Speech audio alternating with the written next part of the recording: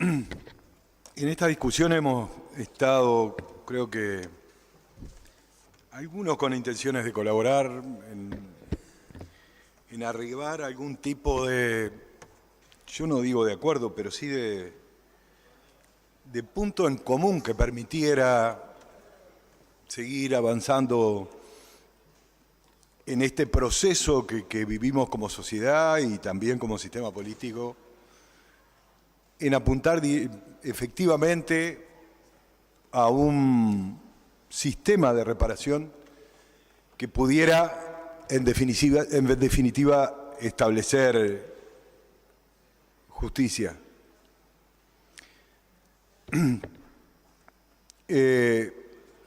Yo creo que en el marco del debate ha habido un uso indistinto de algunos conceptos que precisamente no colaboran con obtener esos objetivos. Ahora mirábamos el proyecto original remitido por el Poder Ejecutivo y allí lo que se establece en la muy escueta exposición de motivos, allí lo que se establece es que las referidas víctimas y su familia han sufrido daño a sus personas y bienes y se ha vulnerado su derecho a la indemnización. Derecho a la indemnización, creo que aquí hay un objetivo que es menor en términos de la jerarquía de un concepto de otro. Le voy a pedir, presidente, si me protege el uso de la palabra. Presidente, le agradezco si me protegen el uso de la palabra. Discúlpeme.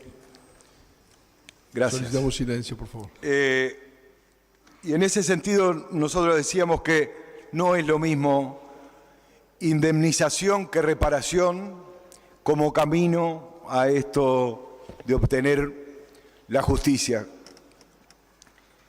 Y ese para nosotros debería ser el objetivo de un proyecto llamado de reparación que nosotros conceptualizamos como un proyecto que se queda en la indemnización.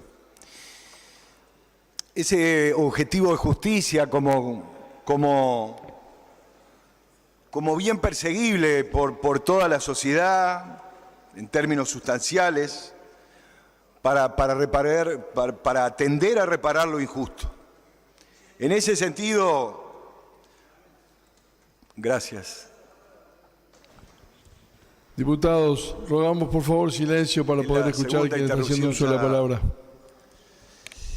En este sentido, decíamos, presidente, coincidimos con la postura del Instituto de Derechos Humanos en tanto considera un derecho de la persona a la reparación. Pero en esta concepción de instrumentación de un concepto integral de justicia. Y por otra parte, además de coincidir con esta opinión del Instituto Nacional de Derechos Humanos, de la institución, el informe en minoría proveniente de la Comisión deja bien claro el posicionamiento de nuestra fuerza política con respecto a la reparación como derecho. Sin embargo, presidente, las disposiciones de este proyecto, lo que se manifiesta en general a través del proyecto, lo distancia de esta motivación superior, de estas motivaciones superiores, que reitero, consideramos absolutamente válidas. Como decíamos, ante lo insuficiente que resulta la exposición de motivos del proyecto original remitido por el Poder Ejecutivo, es el informe en mayoría el que de alguna manera amplía la justificación de este proyecto concreto, y es en este sentido que nosotros afirmamos que el proyecto, lejos del objetivo que planteábamos, por sobre todo, se basa en una relación de hechos históricos que abonan un posicionamiento político ideológico respecto del pasado reciente con el que discrepamos rotundamente. Es cierto que en este Parlamento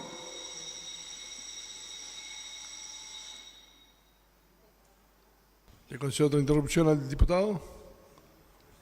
Proceda, siga en el uso de la palabra. Gracias, presidente. Gracias, Pablo. Es cierto, decíamos, que en este Parlamento existen integrantes de fuerzas políticas que en función de un posicionamiento político ideológico realizan una construcción histórica que justifica los crímenes de la dictadura, instrumentada a través del terrorismo de Estado y sus consecuencias en términos de muerte, tortura, desapariciones, exilio, cárcel, en aras de la existencia de una violencia política y caos social que en sus grandes expresiones, y este es el dato histórico comprobable, había sido controlada o combatida ya en el año 1972, y anteriormente nuestro compañero Pablo Fuentes hacía referencia al informe de las Fuerzas Armadas del mes de noviembre del año 72. Por cierto, que este combate se había hecho en un contexto jurídico institucional de pérdida constante de intensidad creciente en lo que respecta al ejercicio pleno de las libertades democráticas y de los derechos fundamentales. Estamos convencidos que un proyecto que procurase el objetivo superior al que hicimos mención al comienzo de nuestra intervención merecía una necesaria y profunda discusión acerca de la emergencia de la violencia política en sociedades que, como la nuestra, hasta el momento dirimían, en términos generales, el conflicto social a través de mecanismos de consenso. Un debate acerca de cuáles son los factores estructurales y de orden subjetivo que hicieron que la violencia política fuese asumida por determinados sectores de nuestra sociedad como la forma de imposibilitar cambios reclamados por otros sectores en un contexto de profunda crisis del modelo socioeconómico imperante. Situaciones que se desarrollaban en un marco regional en el que en muchos casos la violencia política tiene una profunda raíz histórica, incluso de la que nuestro país no escapa. Yo diría que la sola mención al siglo XIX de nuestra historia alcanzaría, además de nombrar o de hacer mención al emblemático nombre de Julio César Grauer. Pero a su vez,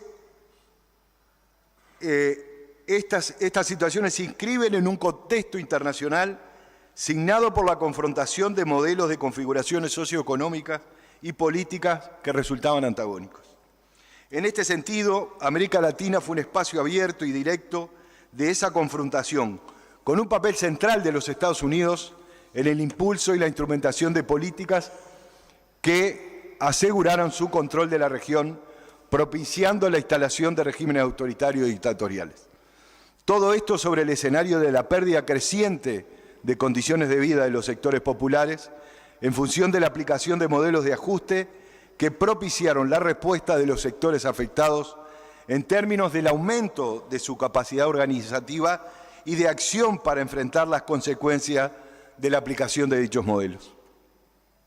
Lo cierto, presidente, es que este debate faltó, no se realiza, no precede a este proyecto, y se elige la opción de una solución legislativa, la que, carente de una fundamentación anclada en un debate público de estas características, postula una solución que no se aparta de los criterios sobre los cuales se determinaron la forma de pensar la violencia política ocurrida en el pasado, sus consecuencias y las formas de resolverlas.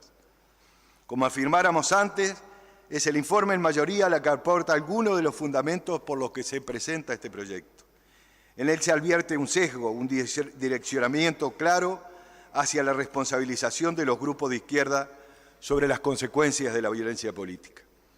En el numeral primero del capítulo de consideraciones generales se mencionan las leyes que tuvieron el objetivo de reparar situaciones provenientes de lo que fue el desarrollo de la dictadura y la aplicación del terrorismo de Estado. Pero no existe ninguna mención al conjunto de disposiciones reparatorias que se produjeron ya en el año 1973.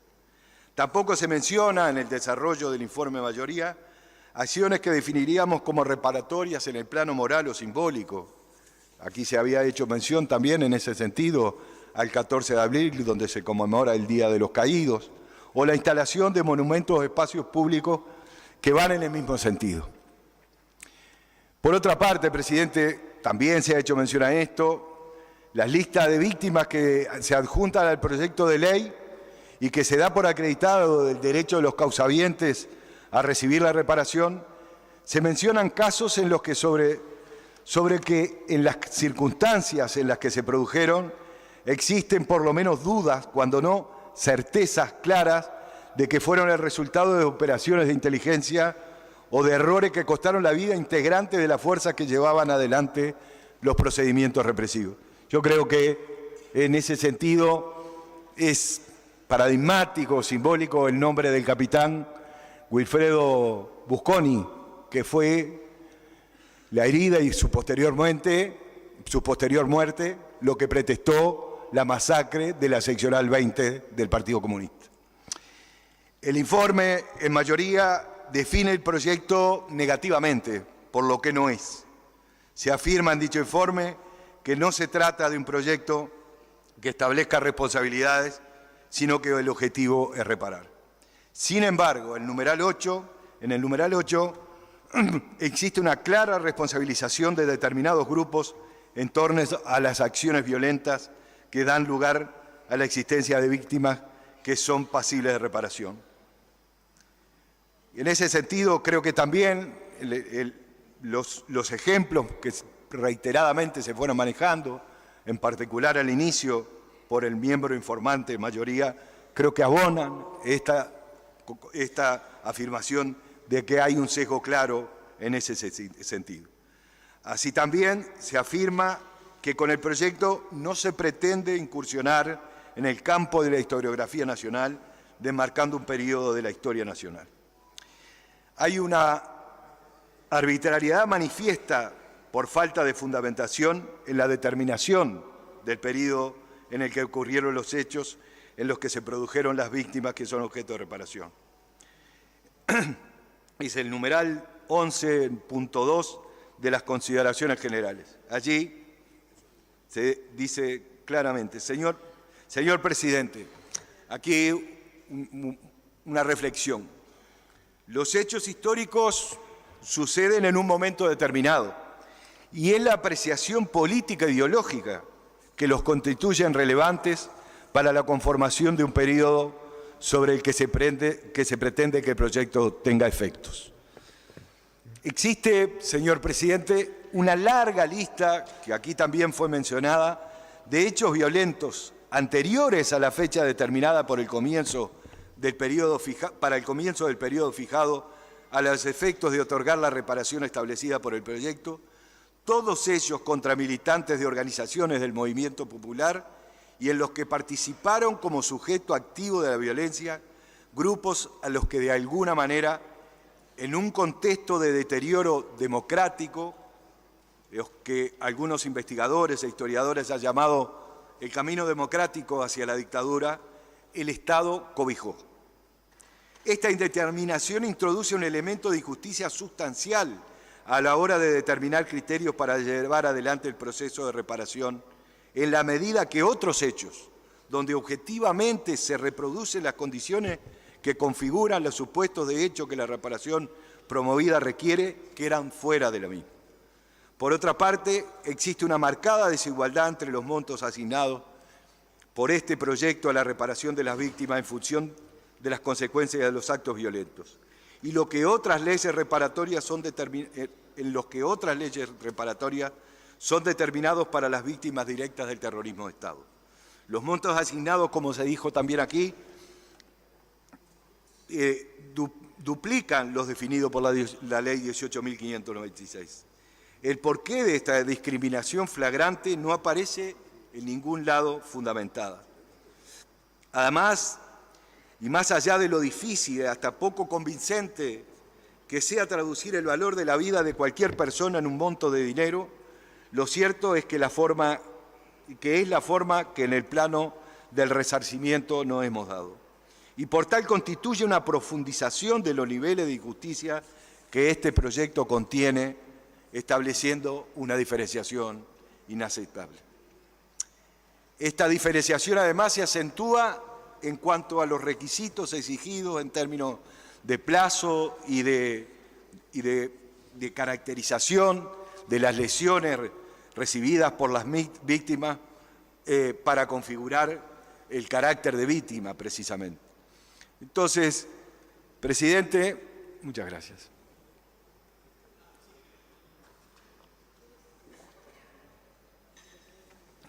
Presidente, también otras intervenciones de compañeros y compañeras se han extendido en que el proyecto adolece también tiene consideraciones a realizar en cuanto a la integración de la comisión especial que por esta ley se crea y en cuanto a la indeterminación del sujeto activo de la violencia.